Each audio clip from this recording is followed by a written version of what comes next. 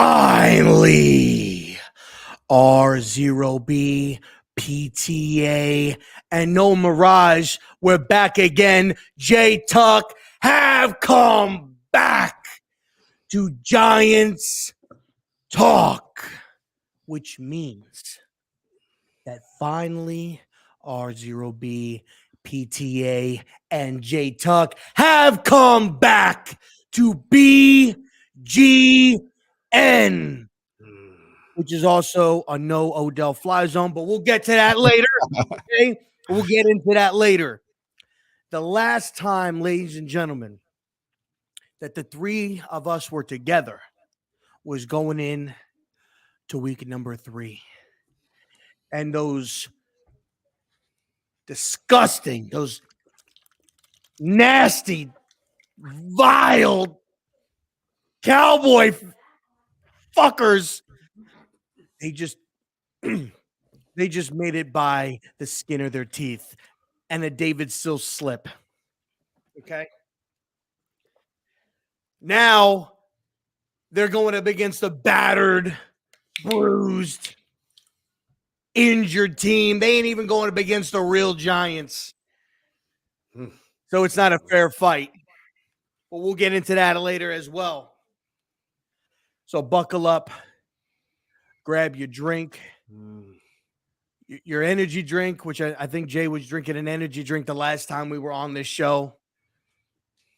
He's got a muscle milk. He's drinking muscle milk. No, I got coconut water, man. It's coconut water. Oh, you ain't BTA? No, it's be coconut. Jacked like Jay Tuck. Okay? No, listen. This stream guns. is not brought to you by Vita Coco. Okay, right, but I like it. Tuck got them guns, bro. You ain't gonna be. I mean, listen, muscle milk, protein. I still pick things up and put things down, but I'm drinking coconut water because it's good and it hydrates you. You know what I'm saying? Facts. Right, no copyright. You know what I mean? No copyright. No, maybe sponsor. Maybe no copyright. Ain't got no sponsor, but maybe one day. Where are you hiding? Listen, get your Eagle 9-in-1 ass out of this fucking chat right now. Okay. Get your Eagle loving ass out of here. I want the Eagles fans to stay a little bit. Salute to my guys. Listen. J Tuck been fighting. I'm sorry, listen, y'all. I'm going to let Rob finish the intro, but I just have to say that this man, J Tuck, this man has been going to war with Eagles fans. He's been going to war, okay? And it's fun to watch. Not a stain on me either. hey, not a scratch. Not a scratch. I'm sorry, continue, Rob. So let's dive right in. If you smell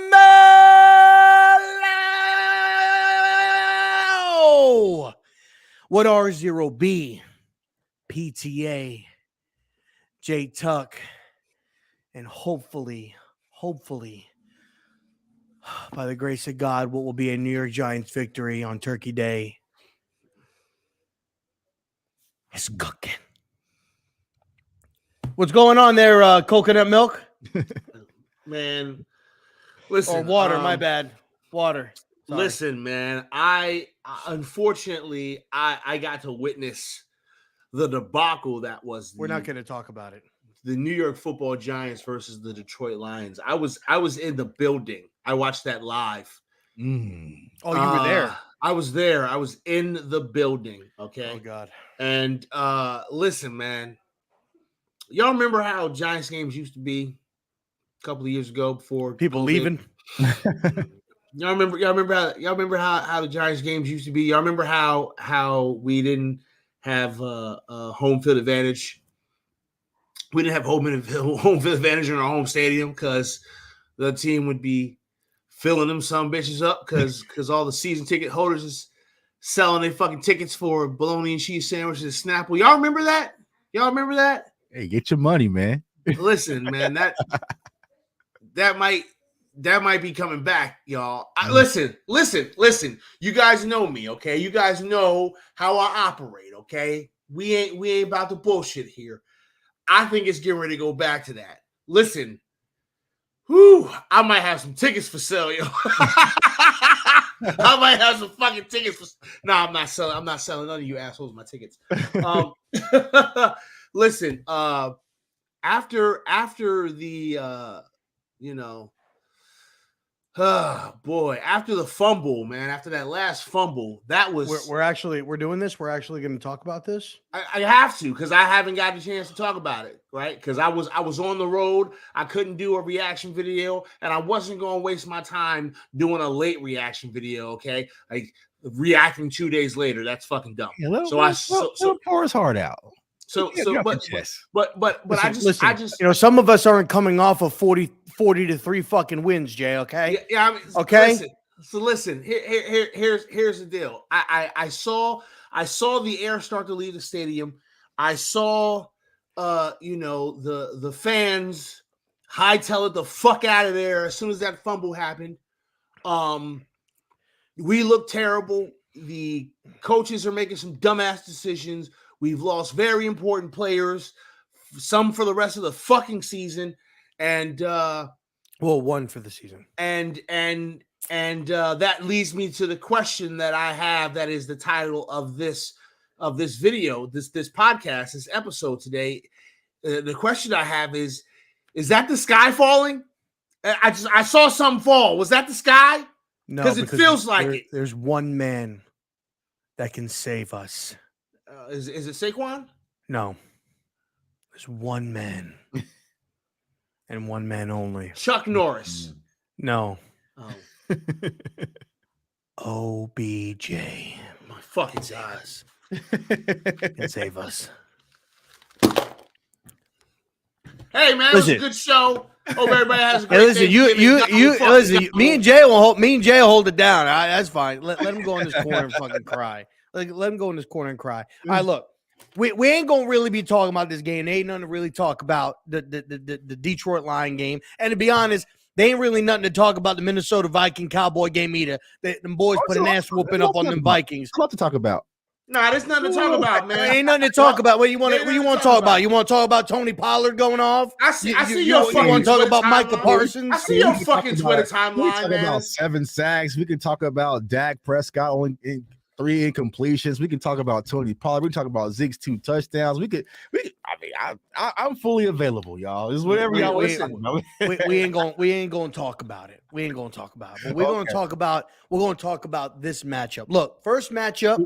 Do any of the Eagles fans in the chat want to talk about it? Nah, the Eagles don't get no fucking. They ain't gonna get no burn around here. They don't get no fucking verbiage in my streets. You sit on the bench, man. Just sit the fuck over there. Yeah. Sit the fuck over there. The only reason you go over there. Only reason why we got Jay is he's not one of those delusional Cowboy fans. He's a realist. Okay, he ain't over there freaking sucking back. Pause. Anyway, sucking back, sucking from the back. I said pause. What was it? No, but you said sucking back. I'm curious if he was sucking back or sucking from the back. Neither. Listen, when it comes to sucking and Jerry's involved, it's never good. Okay. Yeah. Anyway, the last time we met on the gridiron. It was a tough game. It was a close game. Division games are always close. They're always tough. You could make a case. Obviously, the slip. David Sills lost his footing. Fucking turf. Anyway, who knows what would have happened that drive? But on both sides, there were good things. There were bad things from what I can see. Drops on both sides. CD, dropped a nice pass. But overall, I'll say from the quarterback position is, Cooper Rush obviously performed well, did what he needed to do, made the plays he needed to make, and got the W. Micah Parsons was a non-factor. That's because he gave the fucking keys to the car to DeMarcus Lawrence, who took fucking Evan Neal to church, and the rest is history. Evan Neal will not be playing in this game, so unfortunately he will not. He more than likely, if he's game time decision, I don't think that he'll play. I don't think he's going to play. So no redemption for Evan Neal, which I was really looking forward to seeing how he was going to respond and come out there and play and do all that. But we got that snarly, nasty motherfucker Nick Gates playing. More than likely, he's going to start at either center or guard. More than likely, I don't think John Feliciano is going to be a go, and he's always a tough dude, and I'm excited to see him on the field. But this game holds a lot more meaning, a lot more purpose within the division for both of us, really. But unfortunately, injuries and illnesses are plaguing both teams. Mainly illnesses on the Cowboys side. I feel like Micah has been fucking sick for like weeks. He's posting on Twitter. He's sick as a dog, but he's going to play Call of Duty with guys in the Call of Duty community. TD, what's going on, Chef? We got shout out to my sister. What's going on? We got the Giants that were decimated, absolutely decimated last week with injuries or a few days ago. So this is going to be a tough game for the Giants, in my opinion. But I still think it will be a competitive game strictly because it's a divisional game. And division games are always close. They're always good. Hey, show, kiss my ass. You and your fucking Lions. Anyway, here's the keys to the victory for the Giants, guys. 1, time of possession. You have to keep the Cowboys off the field. Okay.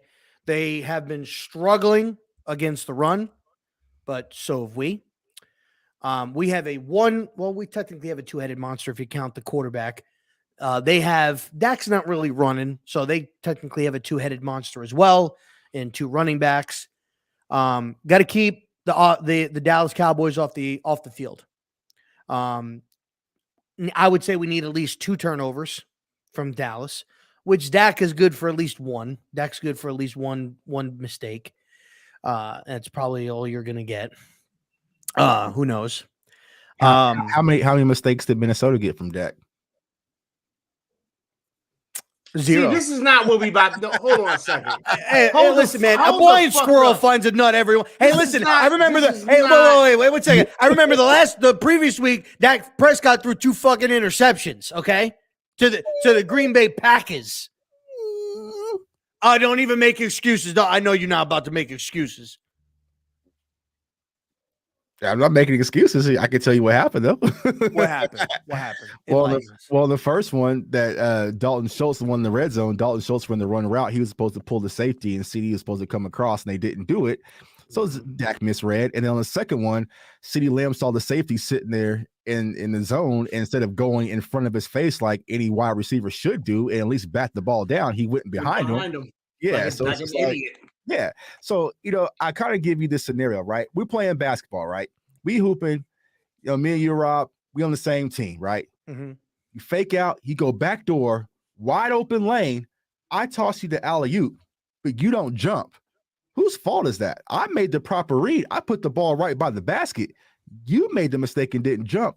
The turnover is going to get charged to me, but essentially it's your fault, right? No, it's definitely on you. Know what? Fuck you, Jay Tuck.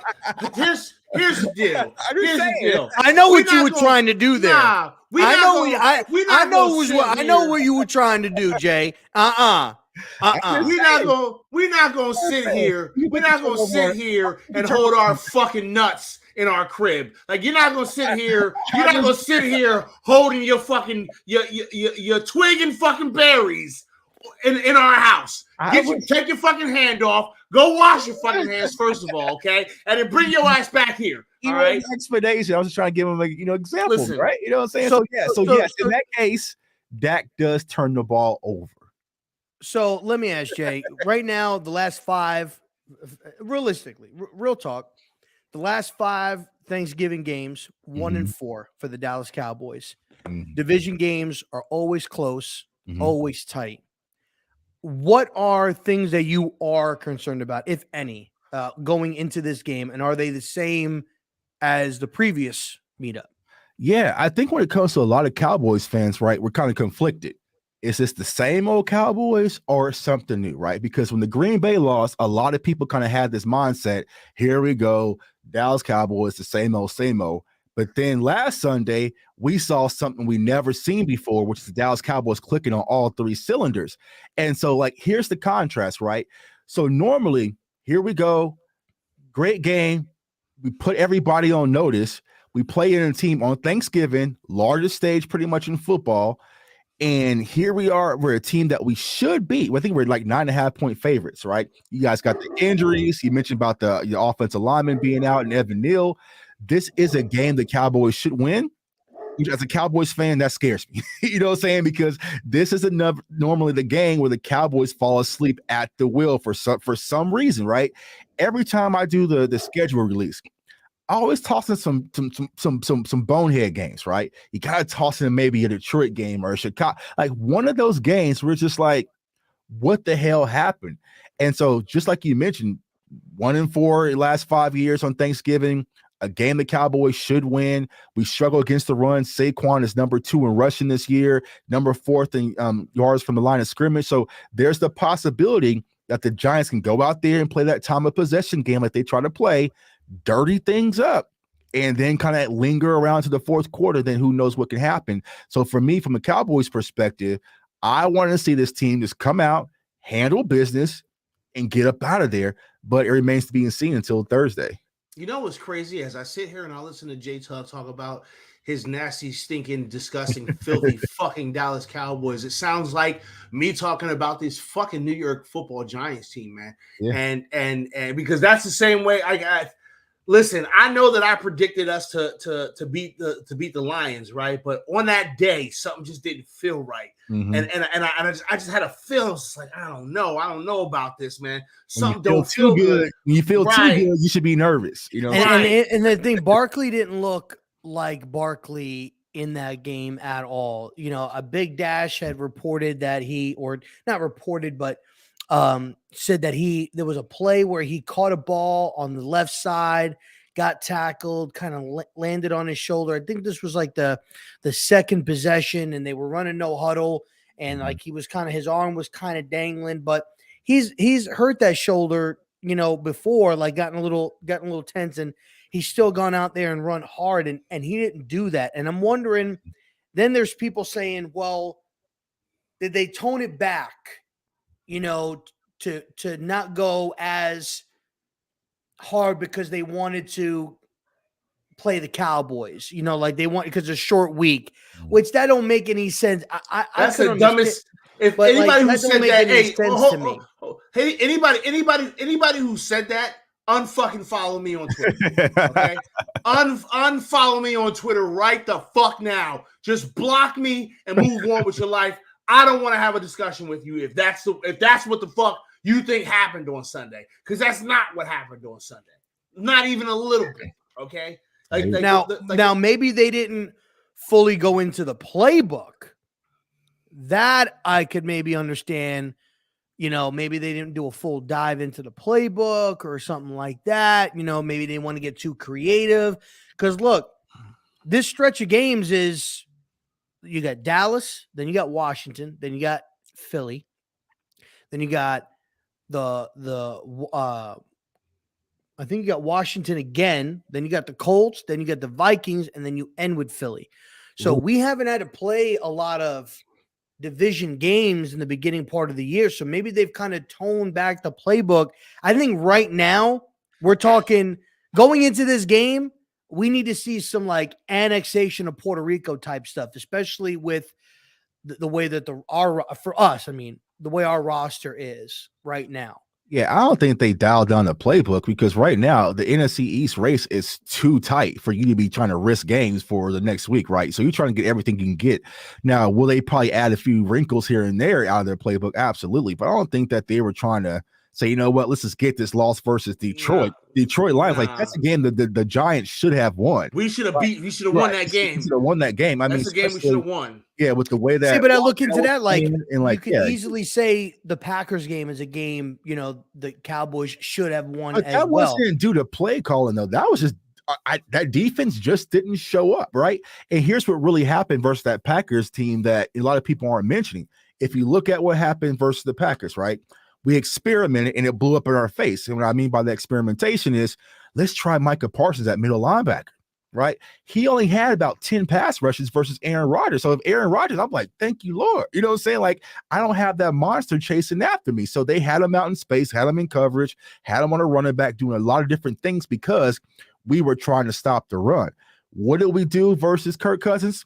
Micah back at the edge, go hunt, go eat, right? So I feel Do you think that they'll change that against us? No, absolutely not. Micah Parsons is an edge rusher. Period.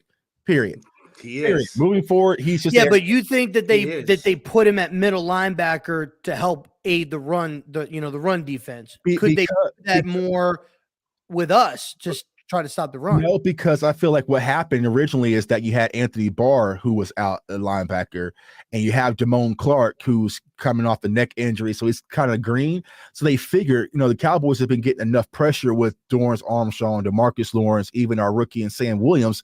All right, maybe they can kind of be your pressure guys, and then you can kind of have Micah Parsons scrape. Now, be honest with you, I thought the idea might work as well because we got so many pass rushers in house, but this Dallas Cowboys defense looked night and day when Micah Parsons out in space. You know what I'm saying? So I feel like that was the huge experiment. Dan Quinn said, nope, this don't work. Micah, go eat, and we'll figure out all the extra stuff later. You know what I'm saying? So I don't think you guys are going to get that same treatment. You're going to get a lot of Micah Parsons, especially if you got some injuries across the offensive line. I was going to say, if they're smart, okay, Parsons is blitzing every damn down. But I feel like if that's the case, I feel like that helps us. I feel like that aids us if he is blitzing because we could just run the ball. No, I mean coming off. No, I mean I know that. Yeah, but here's the thing: the last 3 games that he's played against us, he hasn't had a sack. Timeout. Okay, timeout. Hold on a second, Rob. You just said that Micah coming off the edge is a good thing for us because we can run up the middle. With what interior offensive lineman? Because we were able to run on them the last time. Yeah, but like right now, listen. I think I'll be honest. If you want me to be honest, I think Nick Gates is going to get some push on that defensive line. Listen, if this offensive line, I think more than John Feliciano. Listen, if this offensive line plays anything the way they played against the Detroit Lions, then we don't have a fucking chance. Because I'm going to tell you this right now. The offensive line was getting bullied on Sunday. Okay? They were. And Cowboys have a defensive line that can and I'm not trying to be pessimistic, and I'm don't think the sky's falling, because you all got to remember that, to me, this season's still free. I don't really give a fuck, right? Like, I'm still watching the process, but let's be honest here. Let's just be honest here. Like, this offensive line cannot play anything close to what they look like against Detroit. Because if they do, we're in even more trouble than we already are. When you look at the way that, and you were there, and from my assessment from watching it, John Feliciano is good at pulling. So when he's got to pull, he's very, very good at pulling. Yes, and getting out in space. But off the ball and engaging, he's not good. He literally let Alex Anzalone come in completely untouched and double teamed or whatever the guy's name, number 54, Irving or whatever his name is, and just completely let Alex Anzalone, like, that's something you should chip. So pulling, Feliciano was great. Mm-hmm. But when Feliciano was taken out of the game and Nick Gates was put at center and they put Ezekiel in at left guard, the offensive line performed better in the interior because Nick Gates is better at hands-on. Like, coming right off, I think Nick Gates is much better off the ball, driving you back. Pulling, he's not that good. No, he's off the ball, he gets more push. He is a power running type of center. He is not a zone running scheme type of center. He is a power. I'm saying, go up there and smash someone in the face. Don't catch him on the side. Head up. Yes. Go knock him down. That's what he is. And so, but I just listen. I just. But we have space eaters now in house too. Versus because we went and got Jonathan Hankins from the Raiders. I was going to say, We got to deal with how's he Jonathan been playing? Hankins. He's been How's he playing been doing? outstanding. Right? Yeah, it was a great value add, right, with him and Bohanna, because we needed that anchor in the interior at the nose position. And what we really saw also on Sunday versus the Minnesota Vikings, and I kind of mentioned this in my pregame show, is not just having Micah as an edge rusher going back to the chest piece. So he's getting A gap, B gap pressure alongside with the outside pressure. That's why we can't have nice things because assholes like Cole, right? Nobody even want to listen to this asshole Cole, right? I don't even know how he got in the fucking building tonight, but he in here. He talking mad spicy in the chat. You know what I'm saying? Hella spicy in the chat. Like I don't see it. That's all right though, Cole. That's all right though. That's all right though. I'm telling you. No, y'all need to understand. Listen, y'all better be fucking glad that things seem to be going on the downhill. Because if things was continuing, because last time I came on the show, week 3, I had to come out here and bear the face that I had Cooper Rush leading the charge. You know what I'm saying? So I don't know what the hell they expect from game to game. So it's like, all right, now just reverse roles a little bit. You know what I'm saying? Like, listen. Look, here's the deal. Here's the deal, y'all. I'm trying to find the positive in all this, right? Because there is some positive in all this somewhere. But the Detroit Lions game has hurt my heart because that was a abject failure from every single facet of this team, from the water boy to the starting quarterback. This was just a failure, okay? And our coaching staff has presented themselves as way better than this. So my question is, what the fuck happened? Like, what the fuck happened with the Lions? You want it from an outside point of view? Sure. What happened? Sure. The Lions are a better team than the Giants. Yes, they are. I think they have better. I think they have better pieces. Yeah. Honestly, like when we played the Lions, I was like, all right, you know what I'm saying? Because if you kind of watch the temperament of this team, if you watch them in Hard Knocks, I'm not sure if y'all watched them in Hard Knocks, but it's like they had a phenomenal draft class. They're about to get Williams back. Like, so they got some talent and they left a few bruises. How did they fare against your pass rush? I'm about to get demonetized again because I'm gonna find where you hiding. I swear to God, where you hiding? I'm gonna find where you hiding real soon, man. I'm trying Y'all better hope the Giants are bad. I'm gonna be a menace if the Giants ever become good. Y'all gonna have to get rid of me, but you're not gonna be able to. Y'all not far away though. Y'all really have a simple solution. I can help y'all if y'all need. Like, all y'all have to do is take your foot off the gas just a little bit and stay in the top 10 with this draft class. Get your quarterback. Okay, hold on a second. We are not the Philadelphia Eagles, okay? I mean, we are not going to be we are not the Philadelphia Eagles. We are going to go out there and we're going to fucking play to win goddamn football games. You're going to play to win the football game, but the outcome might not go the way that you want it. So you got this balance. Like, do you continue to compete and get 12 or 13 in the draft, or you go with this heavy quarterback class? And I feel like if you got, and honestly, like this is like for a lot of NFC East teams, right? The only thing that really keeps the Dallas Cowboys above everybody in the NFC East is this guy. That's it. That's the only real difference, is that we have the edge at the quarterback position. And if that ever changes, things could get dark for the Dallas Cowboys, especially with 23 free agents that we got to re-sign next year. You know what I'm saying? So I feel like the quarterback position could change a lot of things. You see what happened with Philly, right? Jalen Hurts kind of clicked, and then boom, here they are. So that would be my thing that I think the Giants need to consider. You know, like, well, you bring that up, right? And I know this teetering from the game. We'll go back to the game, but I want to kind of get your opinion on. You mentioned 23 free agents and stuff like that. Mm-hmm. I want to talk about OBJ. Fuck whoever Texas Eagle is. Whoever the fuck Texas Eagle is, fuck you, yo. All right? Fuck you. As I said, I'm saying it from my chest. Fuck you. Okay? Who that is? Show me your TDs. Shut up. I'm going, and listen, you motherfuckers, I'm going. Y'all just watch, man. It's gonna be all right, man. You're playing with house money, all right. You said you didn't explain the beat far anyway, so you're playing with house money. Oh no, I'm not. I'm not mad about this team. Like, you guys got to understand something.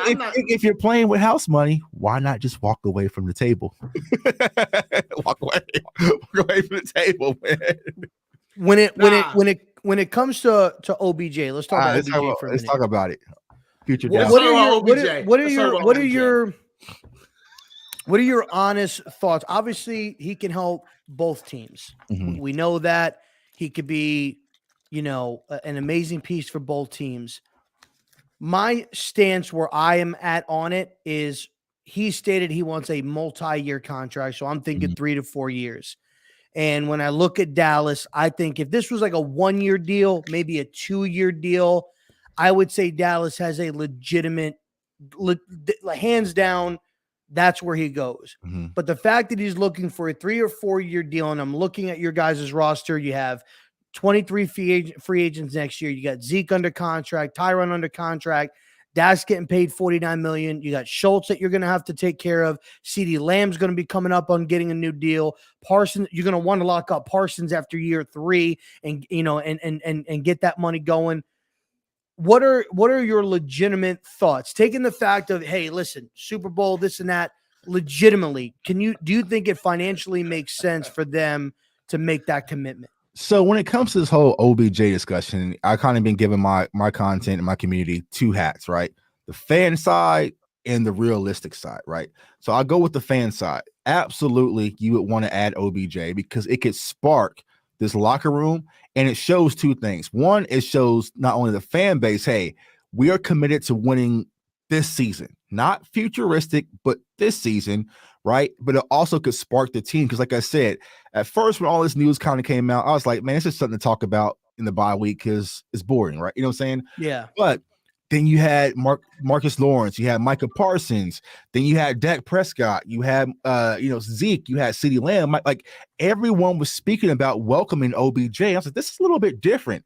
And then what really kind of piqued my interest was after Sunday, great win versus the Minnesota Vikings. It was 8-1 on the road. We dog walked them out the building. Soon as the players could get to their cell phone, it was like, y'all think we're scary. Wait till we get OBJ.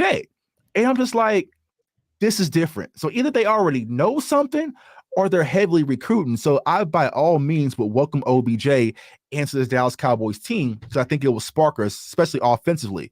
Now, here's the realistic side. Just like you mentioned, bro, 3-year deal? Absolutely not. You know what I'm saying? This is a 1-year deal, max, maybe 2.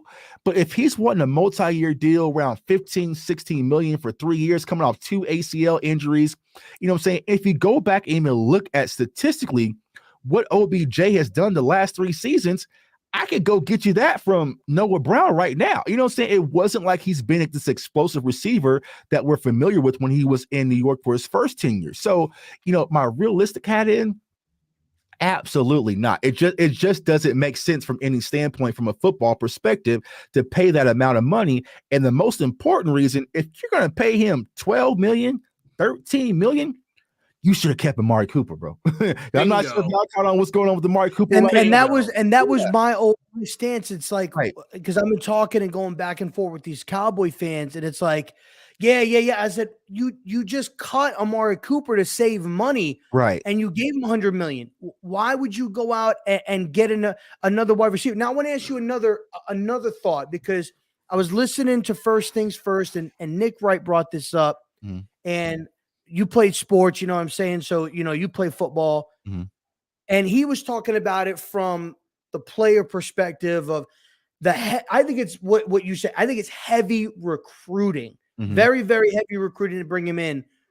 And he talked about the player aspect for some of these young wide receivers, maybe some of the young guys that you're bringing in, and how that may affect the players in the locker room, and what that says. Like, do you not believe in me? Do you not believe that what I'm capable of doing? Like, you're going to let this man come in and take away my opportunity to do something special? Like, how do you view that? Well, I would agree to capacity, but the 2 most important pieces, Michael Gallup and CeeDee Lamb was like, hell yeah, we want him. Like, that's going to help. So those are the two main focal points. Now, we haven't heard Cowboy Station Noah Brown's thoughts, right? We haven't heard Jalen Tolbert's aspect or Simi Fioco. But here's the cold hard facts. They done had, 12 weeks to emerge as wide receiver 3, and nobody's done it. So I don't want to hear no crying if they decide to go elsewhere and bring in another guy. So it's like, from that standpoint, I don't think that OBJ is going to be the locker room issue this year. Now, we all know, right? Everything's kind of going well right now, and the recruiting, the love affair is there. Let them come in next year and things are derailing. We're starting to lose a little bit, how that can really, impact them. But it's like, as of right now, I feel like just like Christmas is coming up for a lot of fathers and mothers out there, all the damn kids are asking for the dog. Just go get the damn dog. You know what I'm saying? Like, it's all right. I know Stephen Jones really doesn't want a dog because you got to take care of it. You got to clean it. Feed it. Everyone's asking for the dog. Is it really going to hurt if you go get Odell Beckham Jr.? You know what I'm saying? Just sometimes you got to think senseless and just go all in. Like I said, it'll ignite not only the locker room, but also the fan base, because we never get that. You know what I'm saying? Like I said, for me, Roquan Smith was like, where was all this for Roquan Smith? You know what I'm saying? Like, where was all this for even Von Miller said he wanted to come to Dallas? Like, where was all that for Von? But for some reason, it's different with OBJ. So I feel like the Cowboys are going to make a push. I don't see him going back to New York. State taxes, cold. His family lives in Dallas. His dad's doing a media tour with Zeke. It all lines up. But we just got to wait to see. Like, me personally, bro, I'm kind of out on him because he's saying, hey, I might make a decision after Thanksgiving or, after in mid-December. Like, that's too late, bro. Like, I'm not buying you for 3 years and I'm only going to get like 2 to 3 regular season games out of you and maybe a playoff game here and there. Like, nah, bro. Like, I want it now. Like, he should have made the decision, in the bye week, and then I'd have been all for it. But now it's just kind of, I don't know. I just feel like, I mean, unless other options available that I wish the Cowboys would have pursued before the trade deadline. But once again, we wasn't proactive. Now we're being reactive. It's kind of just throwing something that works. And now OBJ has the most important piece to any negotiations: leverage. Y'all want me. You know what I'm saying? Like, and y'all keep tweeting and calling and texting.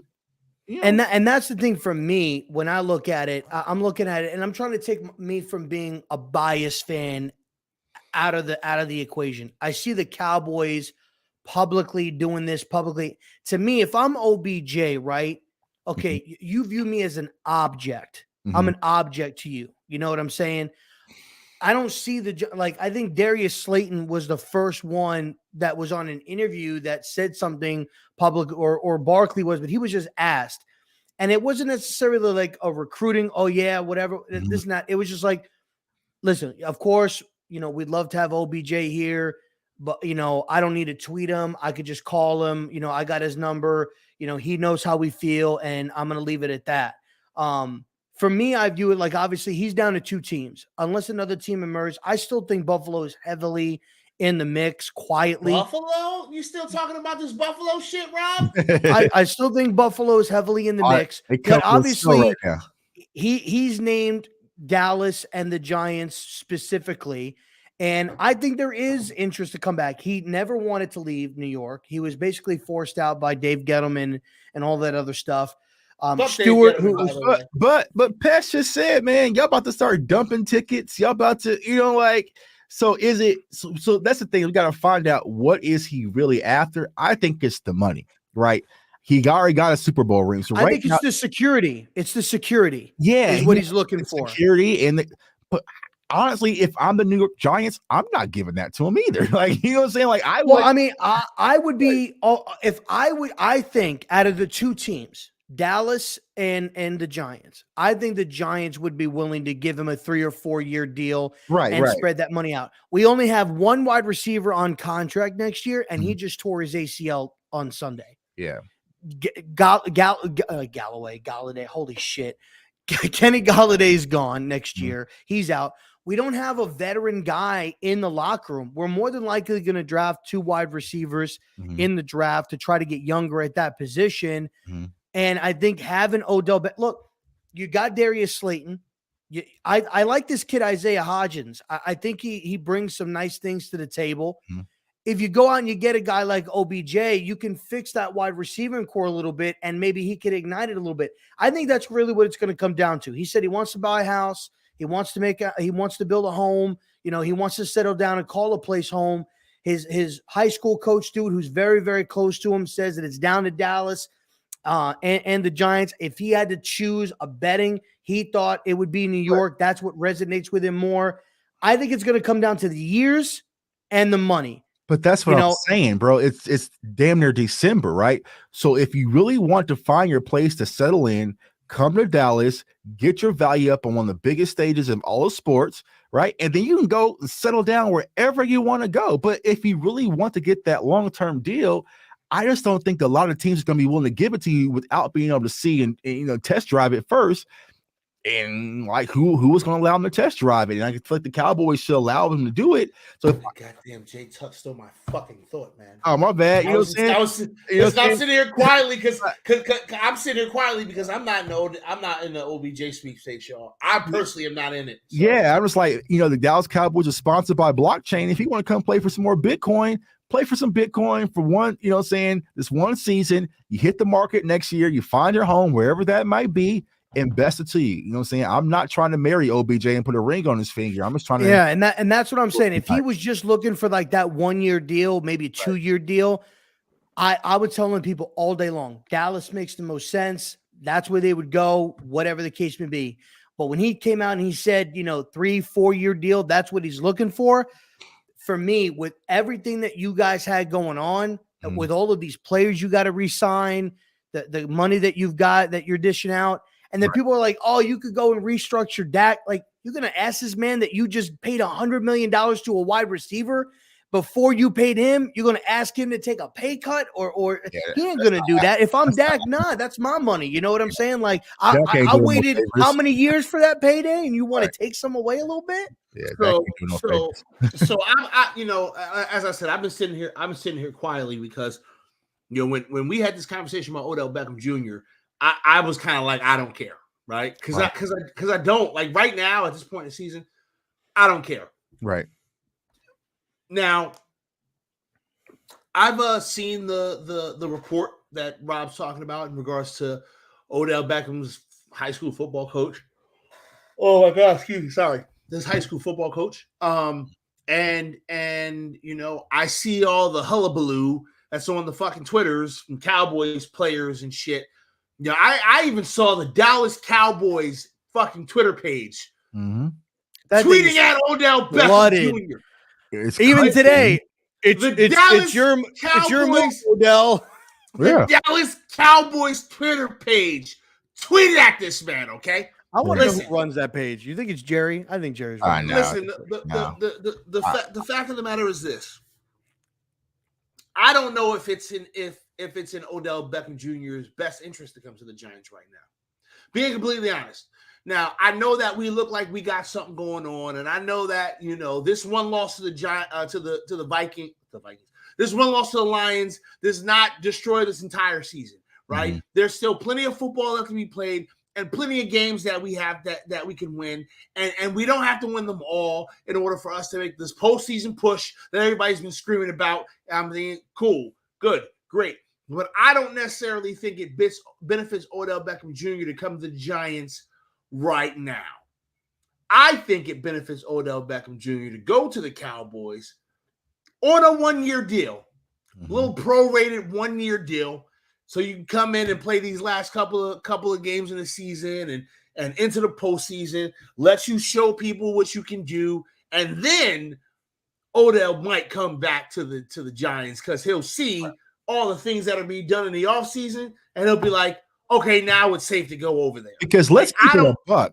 Odell Beckham Jr. in the Dallas Cowboys offense is probably the fifth option. He shouldn't be prioritized over Tony Pollard. Right now, Pollard is the main option. He shouldn't be priority over Zeke. He shouldn't be priority over CeeDee Lamb. He shouldn't be priority over Michael Gallup, who you just paid for a big contract. He honestly shouldn't be priority over Dalton Schultz, who you just franchise tag. You know what I'm saying? So it's like where you might get 5, 6 targets, if that. And the Cowboys aren't we don't want to be, knock on wood, the passing team that we was last year. We want to be more run dominant. So if you're getting those 6 to 7 touches, 8 to touches, who was that coming away from? You know what I'm saying? Now, granted, like I said, it could open up a lot of different things for the offense, but Odell's going to want the ball. You know what I'm saying? It just is what it is. It's like I'd rather you give those 8 touches to Tony Pollard and let him go off with it than pay a guy. Dude, Tony's playing like a dude. He is. If they don't make the switch next year and make Tony the bona fide starter at running back, and see, here's what a lot of people forget about Tony Pollard. He was a wide receiver at Memphis. He can play the slot. You know what I'm saying? So he can do a lot of things. It's just about getting him involved. Like for what the price of Odell, and maybe that is partially the recruiting piece. They're trying to recruit him so heavily, so he loses his price. Yeah, like, all right, they really, really, really, really want me. You know what I'm saying? Because Dak came and spoke. He's like, business gets in the way, which I understand. So maybe they're just trying to all recruit to drive that price down, but it's going to be up to Odell ultimately. But if he wants that 3-year deal, 12, 13 million, keep it, fam. I don't even know if it's fair to give him a deal like that coming off another ACL tear, a second ACL tear. I don't know if it's fair for him to even get a deal like that off top. But here's the thing: the reports with the ACL tear, when it happened in Cleveland, and he went through his rehab and he did all that. When this last one happened in the Super Bowl and he went to the doctor, it was reported that they messed up his knee on the previous procedure, and it was not done properly. He had a lot of scar tissue and it wasn't clean.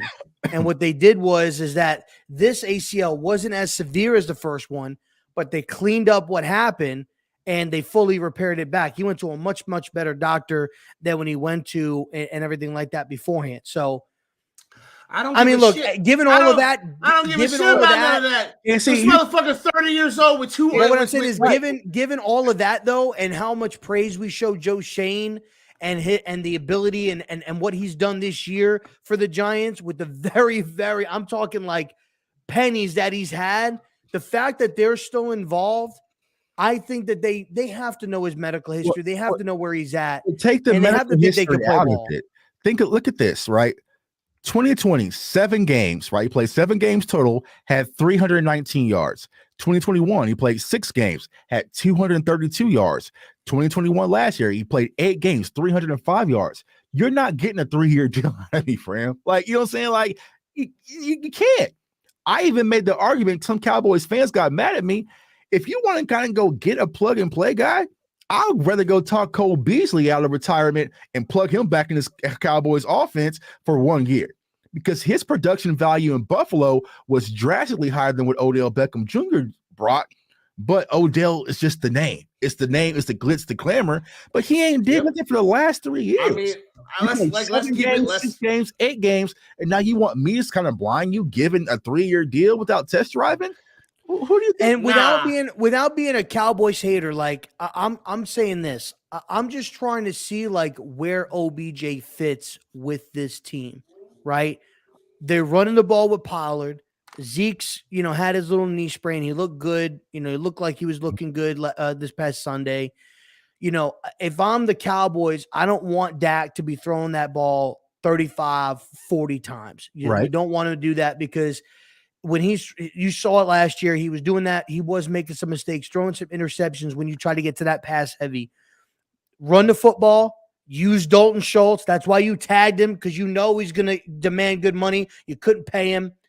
Let him work the sticks. Let him work the sidelines. You got CeeDee Lamb coming across the middle. Let Gallup be your over-the-top guy. And then you use Noah Brown and the other guy that you drafted, and you get him in those underneath routes, get him up in space. And like you said, Tony Pollard, he can run. He can catch. Mm-hmm. You could put him in the slot. You really can do a lot of different things. Listen, at the end of the day, let's not forget, in that Packers game, even though they lost, they didn't lose that game due to their offense. The defense lost in that football game. They allowed them to come back and up 14, and the defense dropped the ball, and they allowed Christian Watkins to torch them. Right. And that's because they, you know what I'm saying? So it wasn't due to the fact that they weren't putting up points, and Dak threw 2 interceptions, and they still had a 14-point lead. Right. So it's the defense. Mm-hmm. Get after the quarterback, apply pressure, limit the time of possessions, run Pollard, run Zeke, do your dump offs. There's really no need for Odell whatsoever. That's the difference. It's Dallas Cowboys. It's sexy. That's not sexy football you play, Rob. That's not sexy enough. You know what I'm saying? They need it sexy in Dallas. They always want sexy. You know what I'm saying? Because what's the motto, right? Defense wins championships, but offense sells tickets, right? Just the allure. Because Cowboys fans get on me. Like I'm a season ticket holder, right? We are probably the only football stadium on the planet, from NFL to Little League, where if the defense is on the field in third down, it's quiet as a church mouse, but the offense goes for it on fourth down, the whole stadium stands up. It's going crazy. The fact that our Dallas Cowboys offense often Dak has to shush our crowd at home. Like, our fan base just love offense and fireworks. And even though we got it Sunday versus the Vikings, it wasn't sexy enough. You know what I'm saying? It just wasn't sexy enough, right? Odell Beckham gives you the opportunity to be sexy again, and sometimes that's what we get caught up in, and we have to see. Like I said, it just doesn't make sense from a financial standpoint for a 3-year deal. Why? Yeah, from a financial standpoint, it doesn't make sense, but from a standpoint of a 1-year deal, right? I'm Odell Beckham 1-year deal, 100%. You go to the Cowboys and you show on a team that I'm back. Has a better chance. Yeah, I'm healthy. I can play. I can ball out. Holler at me in the offseason. And that's where my position. That's why my position for him coming back is so strong, because he came out and said, I don't want a 1-year deal. I don't want to be a rental. I don't want to. I want a 3 or 4 year deal. And so when I see these Cowboy fans being like, bring him in. You legitimately, and it's not a knock, they legit cannot afford to give him a 3 or 4 year deal. Mm-hmm. Cannot. Yeah, but here's reality. But us, we could. Those bills add up. You know what I'm saying? Those bills add up. So it's like, all right, you know what? You want a 3-year deal? We're not going to give it to you. The Giants probably going to look at you side eye a little bit. You know what I'm saying? To where you're like, all right, man, let me go get the 1-year deal, just like me and Pest been saying. Prove yourself. Yeah. And the reason why I think the Giants would be more willing to do that is now I think Shane's got a little bit of pressure on him. You just lost Wan'Dale Robinson. He's done for the year. Mm-hmm. If you thought Marcus Johnson was your guy, you wouldn't have put him back on the bench. David Sills hasn't touched the field. You know what I'm saying? Mm-hmm. So, like, at this point, I think slightly some leverage went back to OBJ, but I think Shane is going to have to make that move. I think he does off from like 3 years, $35 million, maybe 4 years, $38 million, something like that. You get him for a minimal deal right now this year, because he's only going to play 4 or 5 games, maybe at most. Mm-hmm. And then you hit him with a roster bonus in March. You hit him with a guaranteed money next year. And then you let it just, it's literally like on a 1-year deal. I hate the Cowboys. I do. On a 1-year deal, I hate this idea. It makes total sense for a 1-year deal to go to Dallas. They're competing. They have a good chance. Go. Right. But when he said 3 or 4 year deal, yeah, that sounds like I'm thinking Schultz. I'm thinking CD. I'm thinking Micah. You still got Zeke. Pollard's going to need a new deal soon. Yeah, Pollard. Yeah. And so, yeah, you just can't. And like I said, here's the main thing that Cowboys fans need to understand.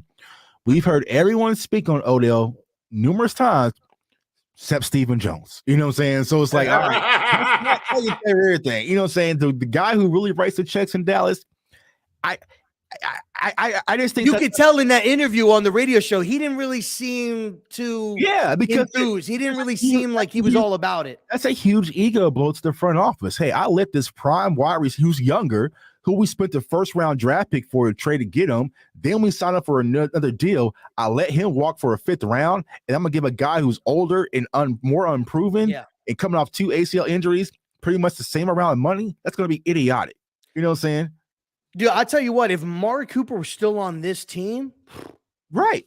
Just imagine, dude. Right? Amari Cooper was, and don't get me wrong, when coming into this season, I was like, man, CD's not that number 1 guy. Like he's really not. But these last couple of weeks, man, I still think that he's a solid, like, He could show some flashes. I don't think he's not a Dez Bryant. He's not the guy. Maybe he could be, but he is the guy, right? He has everything in him, the qualities plus more. The problem is in Dallas, you'll never be utilized as a number one wide receiver. Like he'll never just get those opportunities, right? So even from the outside perspective, right, you sit back and say, why don't the Cowboys just give Tony Pollard the ball more? It's just our mentality and the functionality of our offense and our scheme. It's just like everybody wants to get a piece versus saying, you know what, I got this guy, he's better than your guy. I'm gonna feed him all damn day. Because even on Sunday, right, we were abusing Andrew Booth Jr., but it was sometimes it was Noah Brown, then it was Michael Gallup, then it was like, no, you put City over. You're getting guys involved, yeah, you know what I'm saying? So do you think adding Odell could cost you games? Yeah, absolutely it does. I feel like if we sign Odell Beckham Jr., we're really signing him for that breakup in case of emergency, maybe 2 big play, game-changing plays this year, right? You see them trying to force feed him, though, if you bring him in? You're trying to force feed him because, like I said, Odell's not going to go quietly. And not only do you sign him, you have to show that this was the proper move, right? So now you got to showcase it now. You can't sign him, then only give him 3 targets. It's going to look idiotic, right? So it's like, then you got to kind of showcase it. So when you try to showcase the passing game, it takes away from what's really working, which is the ground running.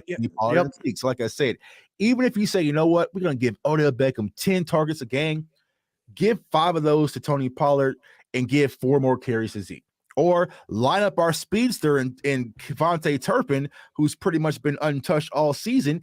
Get him 4 to 5. Get Noah Brown 4 to 5, who was emerging under Cooper Wright. There's other things that can still be done to equal 305 yards of production. I'm surprised that you guys don't get Turpin more involved in the passing game. He's a shifty guy. They brought him in. I think they brought him in at the end of the game versus the Packers. And they try to get him a quick to try to see if he can make something happen. Right. But they need to get him a little bit more involved in that passing game. Cause that, to me, that's a shifty guy, man. That gives you the opportunity with Pollard and Turpin, 2 players that can break a game just like that. But it's just you could give Turpin a screen. He could take it. Right. Yeah. He's got that game breaking ability. You know what I'm saying? Like, I don't get why they don't get him more involved. Kill him more. That's a whole other topic, man. All right, so listen, we got a few more minutes before we get ready to wrap this thing up. So let's just give our final thoughts on our team in this upcoming game, and then we'll wrap this bad boy up by saying what we're thankful for, right? Because it's Thanksgiving, so we'll say what we're thankful for. So Tuck, man, give me your final thoughts on this game, and then we'll wrap it up with the Thanksgiving thing at the very end. Okay, cool. Yeah, man. I expect the Cowboys to really continue off the momentum that they had from last Sunday. So we got the Cowboys winning 31-14. I feel like damn. It's not 31-14. Shit, that's not bad. It's not bad. I know what I'm be doing at about 6 o'clock. I would love one of those, right? But I got the Cowboys winning 31-14. But I feel like it's gonna be a close back and forth for a little bit. But I feel like eventually the Cowboys will break it with their offense, and I think defense will kind of settle in. So 31-14. I feel like the most important piece is not letting them control the time of possession with the run game, and kind of playing that slow, dirty game. Limited penalties, continue to play clean football. That was a huge thing that we did on Sunday. And I feel like the Cowboys should come out and show, improve, and get the victory. So, Rob, listen, I think it's gonna be a tough game. I do. A lot of injuries on the Giants side of the football. I think if you want to have a chance in this game, you got to control time of possession. I think that Daniel Jones needs to be running this ball at least 10 to 15 times in this game. He needs to get close to 100 yards on the ground as much as he can. You need to feed Saquon. I'd like to see them get a little bit more creative in the running game too. Maybe get Gary Brightwell some touches. Let Matt Breida run the ball. Use those 3 running backs as much as you can and pound the rock out of just get him tired. Keep him off the field. I do not think it's going to be a high scoring game. I really don't. I think both defenses will settle in. I know people are panicking about, this guy being out and this guy being out. I think McLeod and Flott, I think they'll do, and Darnay could do an okay job. I got Dallas winning this game 20 to I'm going to say 20 to 13. 20 to 13 Dallas. I think it's going to be a close game. It's going to be a late score by Dallas to go up. I think it's going to be 13-13. Dallas goes up 7, goes up 7. We get the ball back and just can't do anything with it, and they come out in victory formation. So 20 to 13 Dallas. Okay, so I think that the New York Football Giants have a very distinct problem right now, and that problem is we have become completely one-dimensional because I don't believe in any wide receivers that are left as the dust has settled. Like, I don't believe in any of these guys. So I feel like this team is going to be running the ball for their lives. Okay, it would not be surprising to see multiple running backs with double-digit carries in this game, because I don't think we can pass this football, y'all. I just don't know who's going to catch the ball. Even Darius Slayton? You don't have. Listen, I got my reservations about Darius Slayton because I mean, he wasn't playing the last game. First game, he didn't play. Darius Slayton liked to disappear, man. I mean, like, he liked to disappear. And then when he does appear, sometimes he forgets to bring his hands with him. So, like, listen, I don't have a lot of confidence in this wide receiver room right now, y'all. I'm just sorry. We got too many injuries. Too many people are hurt. And so we're going to be really, really one-dimensional on offense. And that unfortunately brings me to my next point, which is, being that we are going to probably be relatively anemic on offense, we are going to have to rely on our defense to give us good field position as often as possible, because we're going to be probably kicking quite a few field goals in this game. Okay, just putting it out there. I don't see a way right now, as it stands, for this team to really move the football effectively on offense. So I'm going to say, because you guys know that I don't typically do scores, but I think that Dallas beats the Giants by 10 points.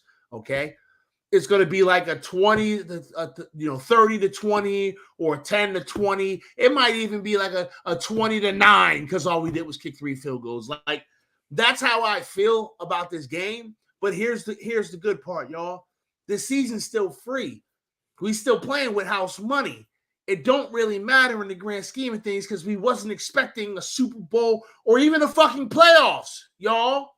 Like, this team is still rebuilding. Year one. Go get your quarterback, man. It's not even year one. It's fucking year 0. Like, these guys are getting ready to have a full off season to go through and do what they need to do to fix this team based off an entire season's worth of data on these players. Okay, so, like, I'm not worried about it. I'm gonna be chilling on Thanksgiving with a stomach full of smoked ham. I'm smoking a ham. It's gonna be delicious. I'm gonna have a stomach full of smoked ham. Okay, and a whole lot of whiskey in my system, and I ain't gonna give a shit about this game. The Cowboys gonna win, so what? We'll see y'all next year. Good stuff, Cowboys. I hope y'all can win 2 playoff games this year, but just 2. Just beat them. They'll get beat by the 49ers in the first. Just round. 2, but just 2 playoff games, and you make it to the championship, and you get your ass kicked. I do have an off-topic question for Jay. Probably way too early to ask this question, but is there a quarterback in the draft that you would not want to see the Giants draft that you feel could give you guys fits in the future? Bryce Young. The answer is Bryce Young. Yeah. How do you feel about AR? Nah, I would say in between. It's Bryce Young or Stroud. I mean, I know a lot of people are talking about Will Levis. Yeah, it's between Stroud and Bryce Young, but mainly Bryce Young. That's what I'm saying. Like, and here's the thing: it's like no one has really took their foot off the gas yet. You know what I'm saying? Because the Texans are still out there competing a little bit. You know, so yeah. But I would say Bryce Young would be the main quarterback. I'm just like, all right, we need to tighten up a little bit.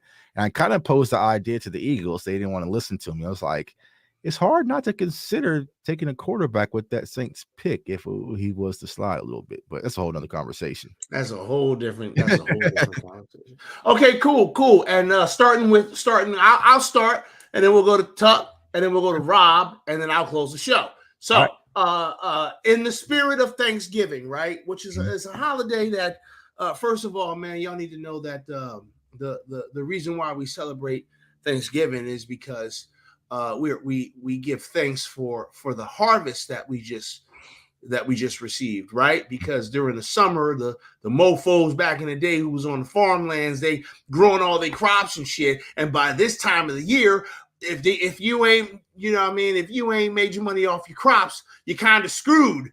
Right. So they give thanks for their crop, for their harvest of that year. And that's the real reason why we celebrate Thanksgiving. Don't let anybody ever tell you differently. Yeah. That's why we celebrate Thanksgiving. Right. You give thanks for the harvest.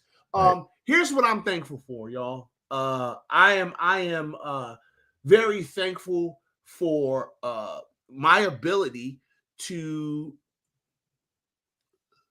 I'm thankful for my ability to live my life via my own terms. I took that for granted. Well, I didn't take that for granted. I didn't know what that was. I didn't know what that feeling was, right? So like the feeling of being a civilian and having my own life in my hands is something that I hold dear because I didn't have that for the first 20 years of my adult life. And now that I have it and I have to adult, it sucks. But man, am I thankful that I have the ability to do it. So that's what I'm thankful for. I'm thankful for my harvest, y'all. My harvest this year, there was a lot of green in my harvest. Yeah, I'm saying I'm thankful for my harvest. Right. Go ahead, Rob, and then we'll let Tuck go ahead. Let Tuck go. Go ahead, Tuck. Go ahead. No. I listen. I see the vision. Rob, you have to go, and then Tuck can go so he can do his thing that he's going to do. It's called show business, motherfucker. No, I mean mine's gonna be a little bit deep. For me, family means the most to me. And I'm blessed to have the family that I have. My life for the most part, it hasn't been a walk in the park, though it hasn't been as I would say as bad as maybe most out there. But everybody values their life and their hardships on a different scale. And that's what makes, the world great. But this year has been a very trying year for me and for my family on multiple different levels. We've experienced loss, hardships, going through, waiting for another loss right now. Unfortunately, my dog who's 10 years old, he's not doing too well. That's a heartbreaker because, we've had him for 10 years, and he's been there for pretty much all my kids. It's hard to sit there and watch as that fades away. We lost my daughter in March, this past March, which was our 5th. It was a stillbirth. But God blessed me with twins that are due in July, and so never had twins in my family, and amen to that. And I feel God's got a weird sense of humor. He really, really does. Right. He really has a weird sense of humor. Well, we need y'all to like and subscribe and hit the thumbs up and buy the merch and all the shit. Please. Got 2 more. Right. I need it. But we need that shit. I'm just really, really thankful for the fact that every single time I feel like things just continue to turn an ugly head, there's always something that brings a smile to my face. There's always something that keeps me positive, that keeps me going. And that's my family. And I always want to be the best person, the best dad and husband that I can be. And I feel like I do that, or at least I try to. I just want to I'm thankful for my family. I'm thankful for being able to do this. and to have people that I can call friends that are virtual, that we can get together and talk and hang out. And the last thing is, the doing the things that I've been doing on every day, with Twitter Spaces and getting heavy into the YouTube, like the love that people have shown me, and the growth towards my channel and Twitter and everything like that is phenomenal. And I don't know where this is going. I don't know where it's going to go, but I will ride it and take it as far as I can go. And, it's just amazing that there are so many people in this world that are kind and genuine. And thank you for PTA for doing this show with me. I brought it to him, and thank you for doing that with me. And Tuck, thank you for coming on tonight. Absolutely. And Artem with the 5 gifted subs on the Bang, Twitch bang. channel. Bang bang! We need that money. Bang for the fucking twins. bang, Artem, man. I appreciate that, bro. Bang, bang. So I'm just thankful for that. Thankful for family. Thank you for everybody. So, and much love to you guys. Yeah. All right, Tuck. Go ahead, man. Do the thing Yeah, you've been man. waiting all year to do. Go ahead and do it. I don't know what you expect me to do, man. I'm kind of nervous. But no, He's got something planned. I got nothing planned, man. He's a fucking multimedia genius. He's got something cooked up. Don't. I didn't do y'all like I did the Eagles people, because I could have had sound effects. I could have lit all sorts of stuff off. I've been waiting. You've been very gracious. I didn't have y'all clipped up, man. I had to play a little dirty with them, man. But most importantly, man, like I agree, as his family's first, man. Family is the most important thing in my life. I'm thankful for, my beautiful wife, my kids. They're growing. They're just doing a phenomenal job in school and everything. Have zero complaints. My mom, my dad, everyone. They're my motivating factor for everything I do, man. And like you said, it's just with this whole content world. This was something I started back in 2020 because I was losing my insanity during lockup. You know what I'm saying? Like shut down. I couldn't do anything. I couldn't go to. So I felt like sports, traveling, everything was kind of ripped away from me. And one of my good friends was like, you should start a YouTube channel. I was like, I ain't doing that. You know what I'm saying? That's whack.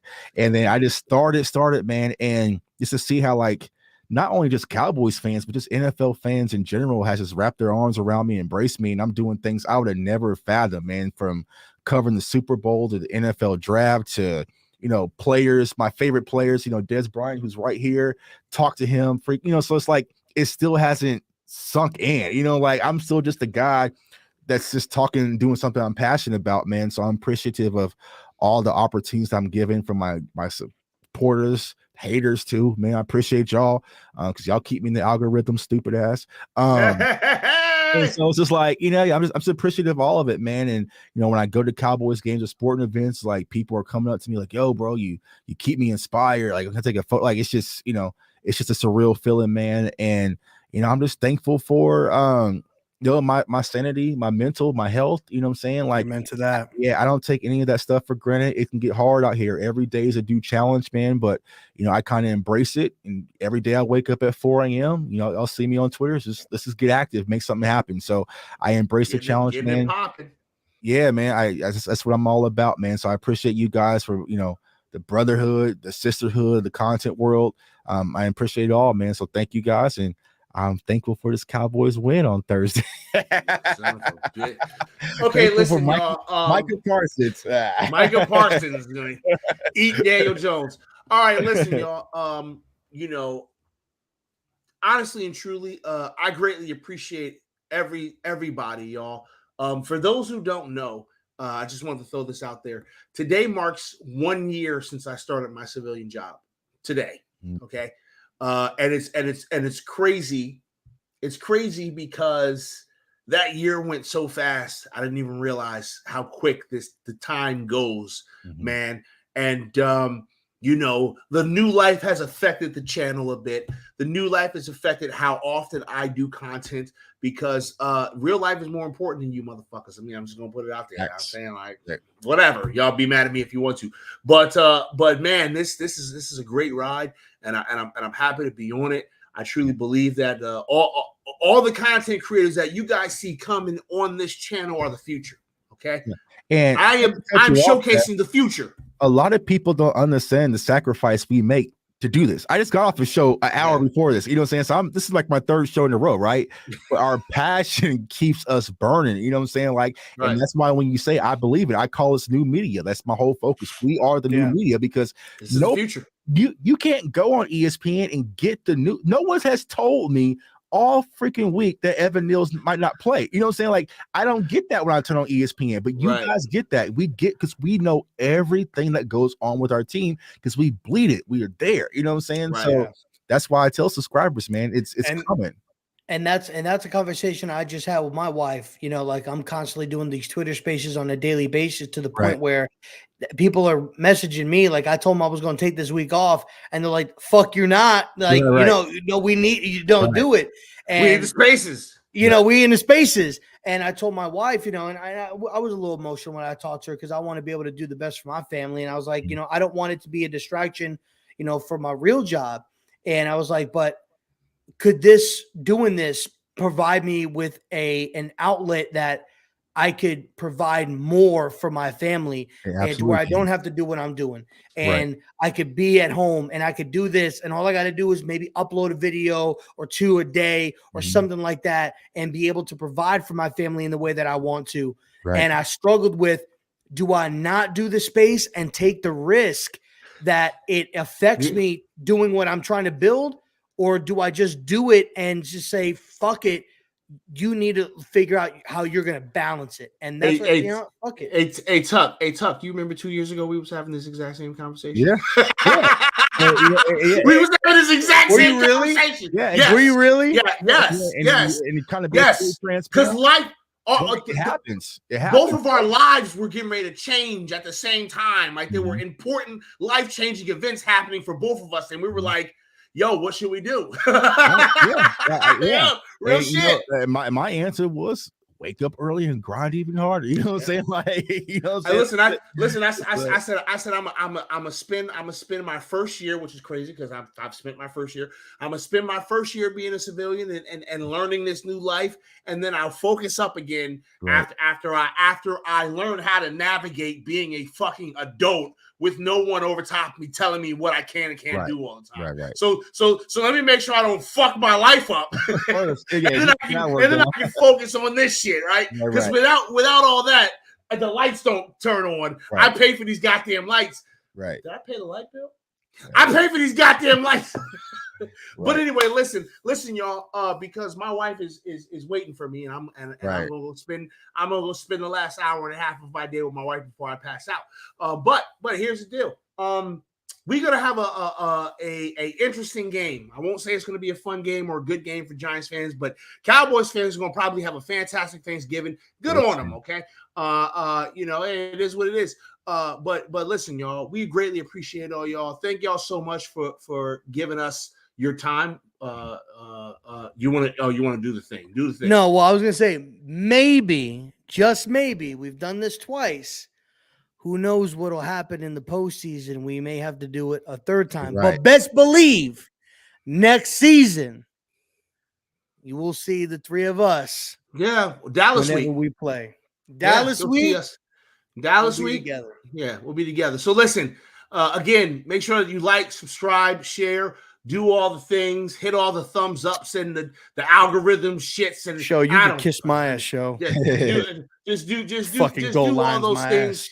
Because Rob got 2 more mouths he's getting ready to feed. So listen, for the illustrious J Tuck, the talkative RZeroB, and the grumpy old man PTA Sports, this has been Giants Talk. We love you. We appreciate you. Happy Thanksgiving. Happy Thanksgiving. Gobble, gobble, gobble. And we will get up with you guys later. Deuces.